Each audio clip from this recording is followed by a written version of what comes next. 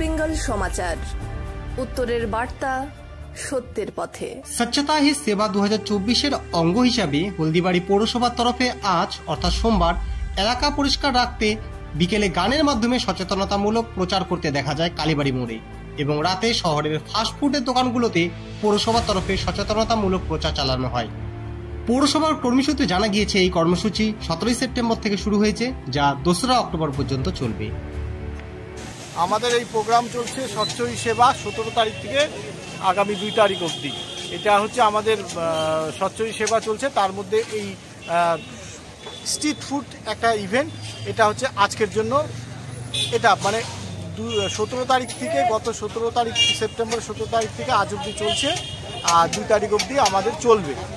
আর দিনে আমাদের লোকগীতি সঙ্গীত হয়েছে, যেটা হচ্ছে কালীবাড়ি মোড়ে, এবং তার আগে আমাদের ক্লিনিং প্রোগ্রামও হয়েছে সেই দেশবন্ধু পাড়া রোডে, আর এখন হচ্ছে স্ট্রিট ফুড হচ্ছে।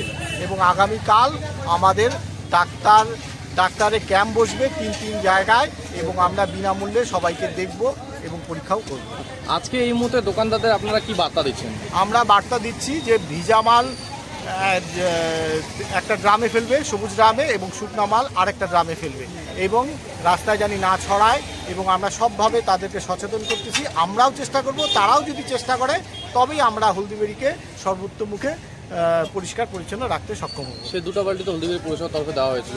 হ্যাঁ, প্রত্যেকটা দোকানে দেওয়া হয়েছে। সেই বালতিতে কি নোংরা আবর্জনা ফেলার কথা বলছেন? হ্যাঁ, একদম ফেলছে, সবাই ফেলছে, এবং আমরা 2-4টা দোকান আরও বাকি আছে, সেগুলাকে দিয়ে আমরা কমপ্লিট করে দিই।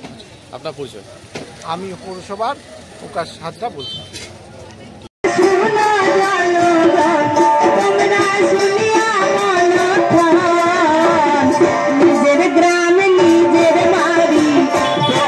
আপনারা দেখছেন নর্থ বেঙ্গল সমাচার, উত্তরের বার্তা, সত্যের পথে।